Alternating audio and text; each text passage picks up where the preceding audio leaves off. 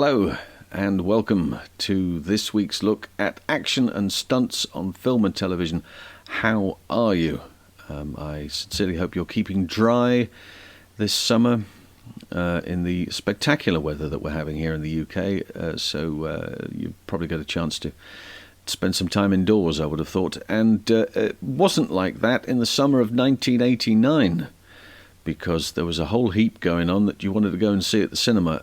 There was a new Bond film, License to Kill, was out. We also had Lethal Weapon 2, Mel Gibson and Danny Glover returning for the second instalment. And Indiana Jones was back for a third and final instalment in the trilogy, as we knew then. It's a remarkable film. I've always loved it. I always thought that it probably should have happened after Raiders of the Lost Ark, the two pictures together. It's a remarkable job by VIC ARMSTRONG, particularly when you consider that Vic had effectively retired from stunt performing by this time. He was already doing second unit work.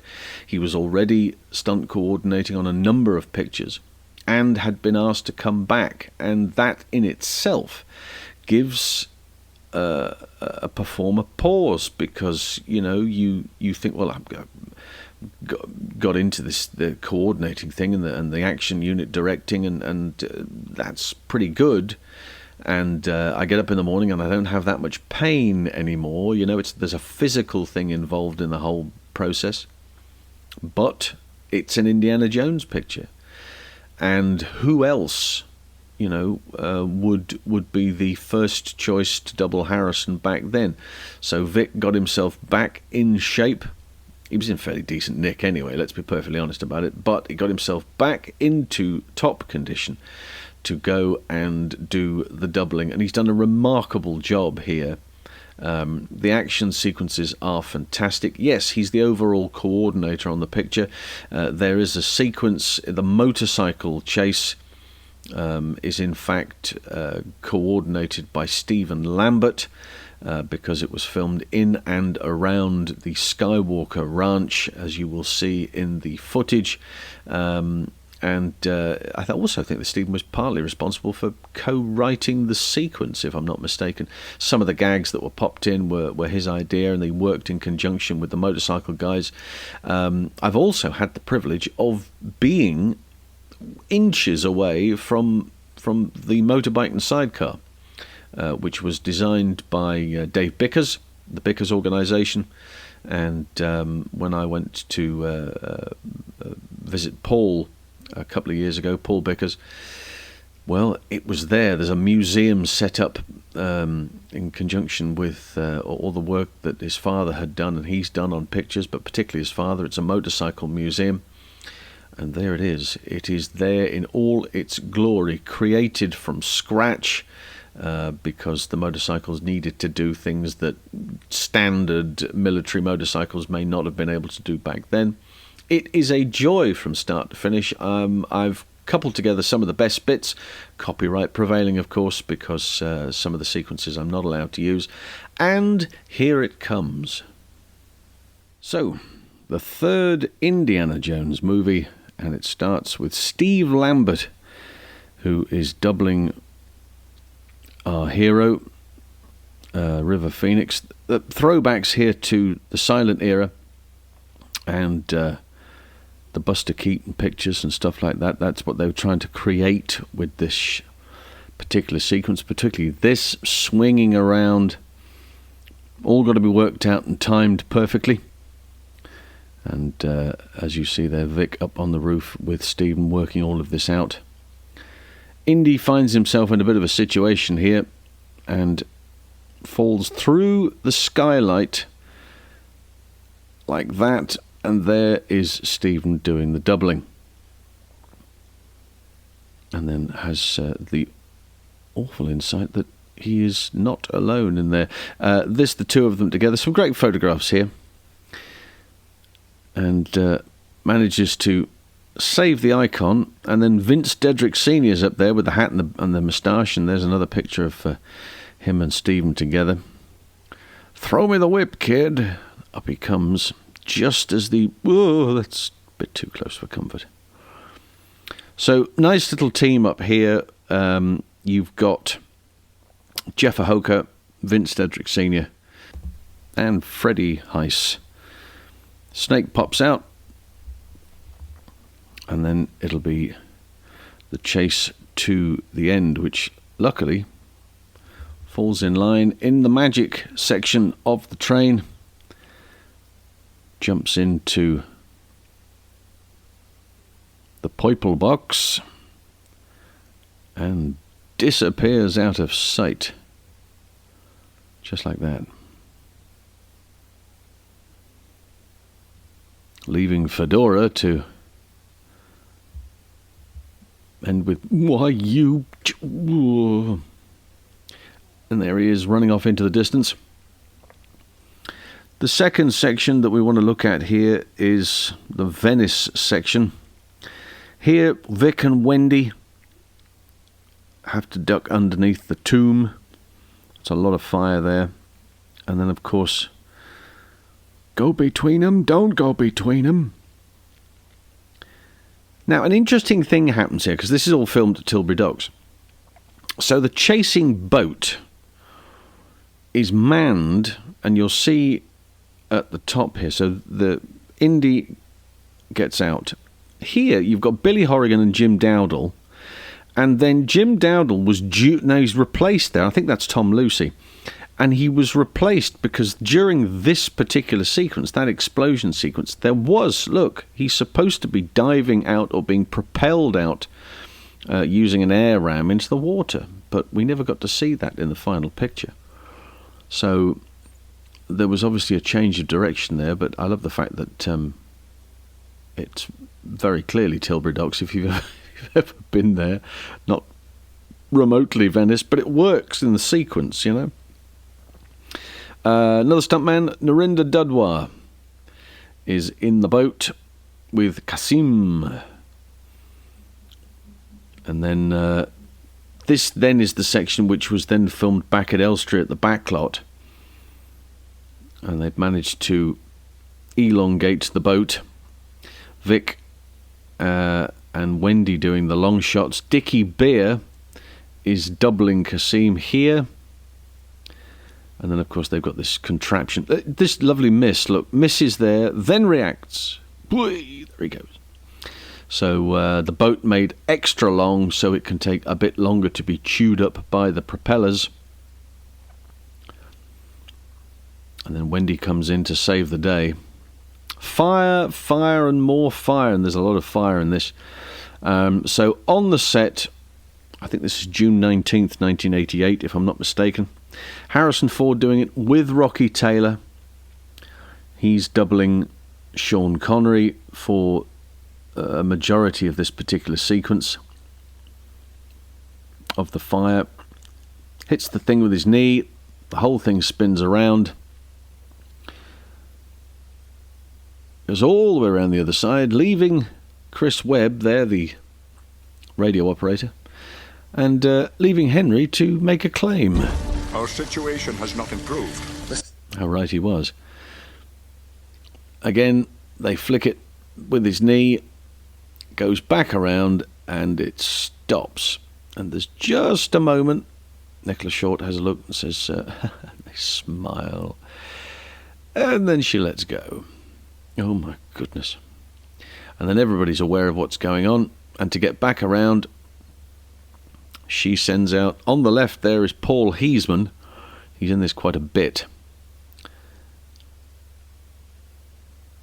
And of course, it's getting more intense. It's being gas pumped, a lot of this. And so Paul Heisman goes one side. And Lee Sheward is the other stuntman who comes out. And the pair of them dive into the flames here. And it's ridiculously hot there. Then the boys get away in the background. Apart from your man there. The motorcycle chase is quite a different animal because, again, Lee Sheward and Paul Heisman at the start. Jeff Jensen, Sean Lane, Steve Kelso.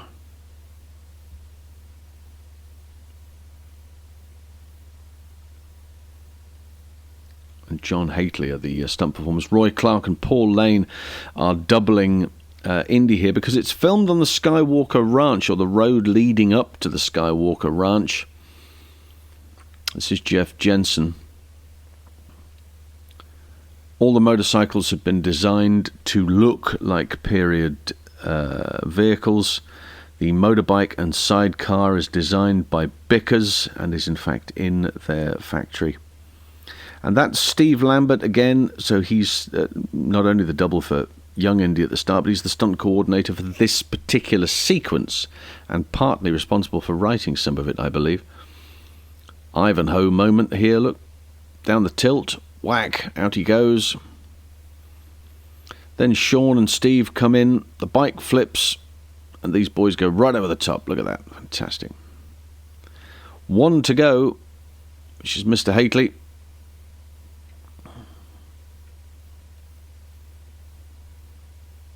There we are, John Hately, and he's to be disposed of in a very spectacular manner, although done cleverly. So there's all of this, the wheeling bits and pieces, and he rides upsides them, but it's a dummy that's blown and stationary. They're moving past him, then the explosion goes off, and it's all timed to perfection. Some serious height on that motorcycle. And again, filmed in and around the roads leading up to the Skywalker Ranch. So they've tried to keep it as close by as they possibly can. Indy looking very pleased with himself. No ticket, right, so there's the blimp. Again, special effect blimp. Indy and his dad sit down, and Indy notices that's a very familiar face. Oh, look, it's Pat Roach making his final appearance there. And the whole ticket routine is quite cleverly done. So that's the actor.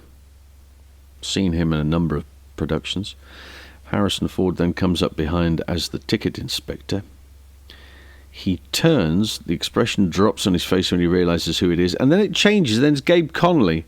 Gabe Connolly's there, receives the punch, and is thrown out. And the box rig is dressed as suitcases, so he lands softly. See, there's lots of give in there. The tank chase finally is, well, it's a remarkable thing. Here's Vic riding towards camera. And then this remarkable leap from the horse. The horse is Huracan, and he's riding along, now pitches his foot up to the L-step peg so he can get some purchase and push down. He then pushes down with his weight. His right foot stays, his right foot stays in place until his left foot has cleared the horse's head and then pushes clear. You can see the rocks in the background which are keeping the horse straight so he doesn't run out. It's absolutely remarkable. I mean, it's one of those extraordinary moments. Oh, Indy's attacked. On this occasion, he's attacked by none other than stuntman Martin Grace, who doubled him in the first picture, of course. The lads are then shot and disappear in the three directions, which is a nice little visual gag. More on here. And it's Stuart Clark this time who's going to have a fight and then end up sadly under the tracks of the tank, although the tracks here were foam, I believe. The long shots and there he goes, the long shots of these two characters fighting are in fact Vic and Simon Crane, and this other truck comes in. Sadly, due to copyright, we can't get that particular sequence, but Dickie Beer was driving that truck as it was cannon rolled.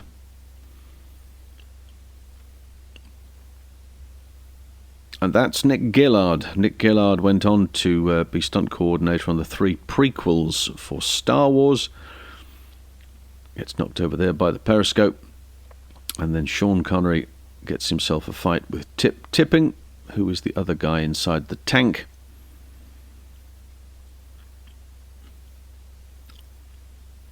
And these are foam. I think they replaced them with foam. And he's squirted in the face with the fountain pen. Bang, there we go. Gotcha. And he's knocked out. Yeah, so some great shots of all the prep that were going on here. And as I say, Vic and Simon Crane were the doubles. And they had the pick and shovel detail at the top, throwing the stuff down on top of Harrison. Game as the day is long, but did need to be reeled in. And I don't know, I just think it's really one of the very best. The great trilogy from start to finish.